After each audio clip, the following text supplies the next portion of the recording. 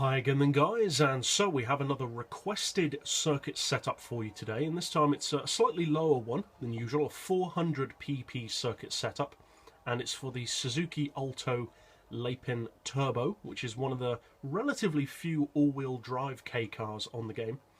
Now I've gone for racing soft tyres, and a lot of people lately have been saying stuff like, oh, racing soft tyres at that level is overkill, you're a noob. Well, newsflash, don't use them then. My racing choices are my business. If you don't like racing soft tyres, don't use them. As far as brakes, I've increased the front balance to 6, reduced the rear to 4. As far as suspension, we've got the ride height as low as possible. Springs we've increased to 850 and 550. Dampers to 5, anti-roll to 4, camber and toe neutral. We'll come back to the gearbox in a second, as always. For the diff, basically you want everything as high as possible because that gives you pinpoint handling under braking and acceleration. We've got the torque split at only 10% torque to the front because you just don't need it on this car. It actually gives you steering that's too grippy and too heavy over the front end.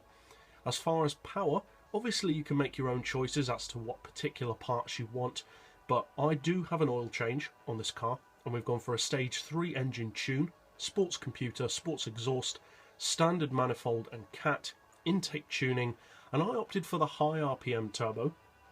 Now for some tracks you may want to go for the mid-range, but that does give you a slightly higher PP but with less power. It does give you slightly more torque as well, so as I said, it depends on the circuit. As far as weight, we've got the full weight loss package because for cars like this at low PP levels, having that ultra low weight can sometimes be more of an advantage than having more power. Now finally, as far as the gearbox, we've got an auto setting of 106, then for the individual gears we've got 3, 20, 25, 1500, 1175 and 975 with a final drive of 4.2. I'm not exactly sure what the top speed is. I think it should be in the region of about 120, 130, which is good enough for most tracks. And one of the advantages of this car is that it can take most corners at around 90 miles per hour, so its average speed is incredible around most technical circuits. But now let's take it out to Ascari to see how it performs.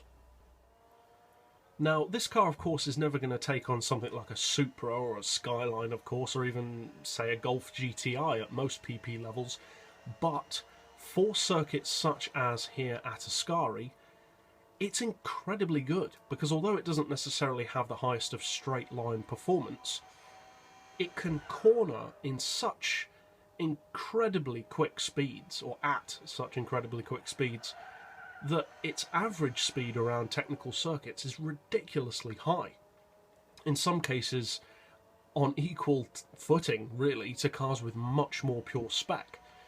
It can take most of the corners here at Ascari at around 80 or 90 miles per hour, which is ridiculous for any car, let alone a car with such little power. And that's one of the reasons why it's so good. You have such a tiny amount of power and weight to deal with that you can throw it around corners with ridiculous speed.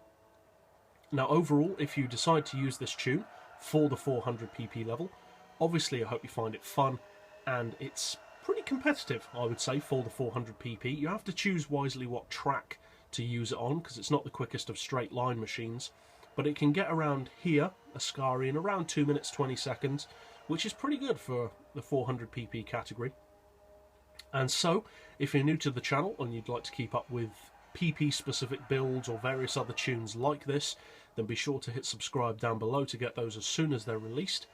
And as always, thanks for watching.